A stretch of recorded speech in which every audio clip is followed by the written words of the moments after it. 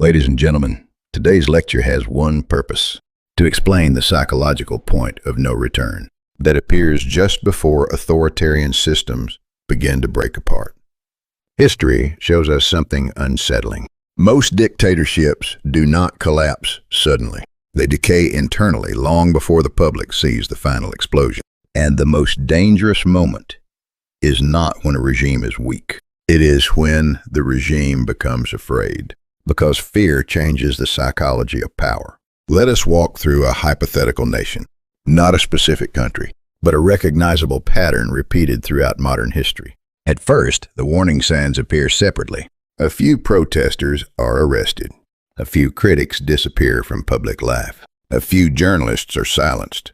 But then something changes. The system crosses a threshold. And once that threshold is crossed, repression no longer looks selective. It becomes systemic. Hundreds of demonstrators are detained. Opposition politicians are investigated. Civic organizations are raided. The circle of punishment keeps expanding. This is the first major signal. The government is no longer targeting enemies. It is beginning to intimidate society itself. The second signal is even more psychologically important. Religious leaders begin to face pressure. Pastors, priests, monks, faith communities. Why does this matter so much? Because religion often functions as the final moral sanctuary inside a fearful society.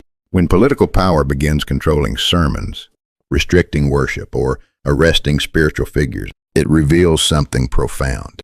The regime no longer respects boundaries. At that point, power stops asking, "What should never be touched?" Instead, it asks, "What still remains outside our control?"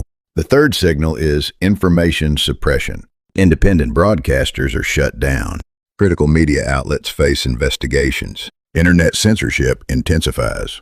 This creates a psychological transformation inside society. Citizens lose the ability to distinguish truth from propaganda. Rumors spread faster than facts. Fear replaces trust. And once a population no longer trusts information, social stability begins to fracture from within. But the fourth signal is the most dangerous of all. The legal system itself becomes politicized. Courts stop functioning as neutral institutions. Arrest warrants become automatic. Constitutional agencies fall under political influence. At this stage, the law is no longer a standard. It becomes a weapon. And once citizens believe justice no longer exists, compromise becomes nearly impossible. The fifth signal comes from outside the country.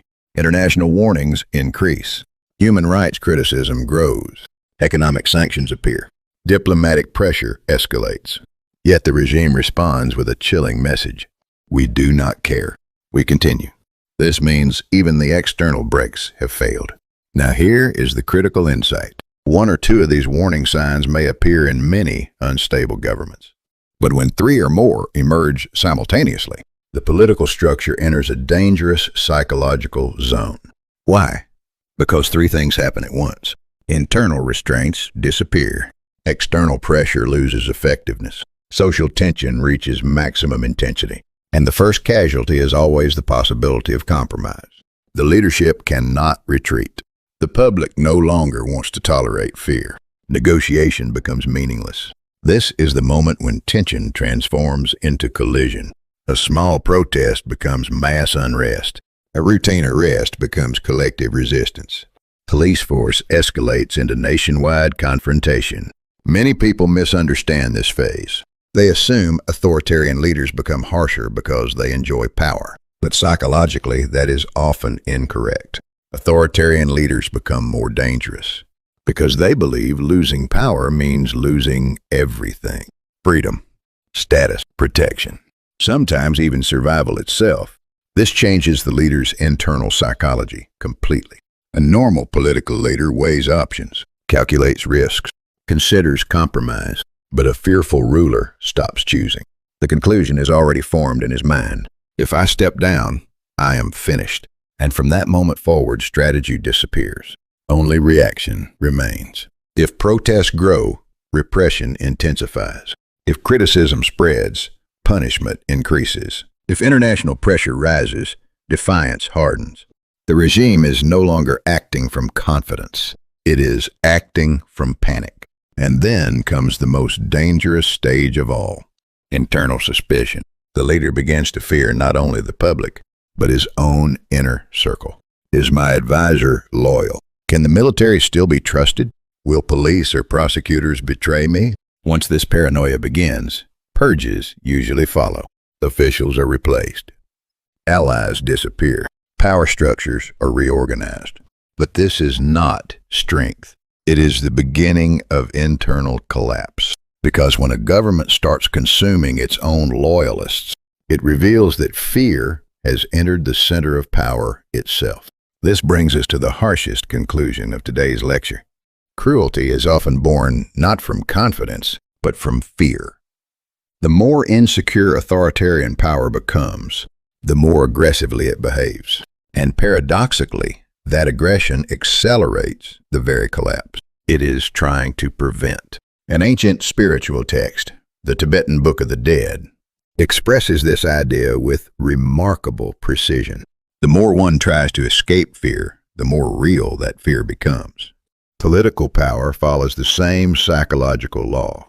The more desperately a regime fears collapse, the more forcefully it tightens control. And the tighter the grip becomes, the faster the system suffocates itself. That is why history repeatedly shows the same pattern. The moment power begins distrusting everyone around it, the countdown toward fragmentation has already begun. In the next lecture, we will examine the final stage of this process, how paranoia inside authoritarian systems evolves into purges, coups, elite fragmentation, and eventual regime breakdown. If this analysis helped you see the hidden psychology behind political collapse, be sure to subscribe, share this lecture, and follow the next part of the series.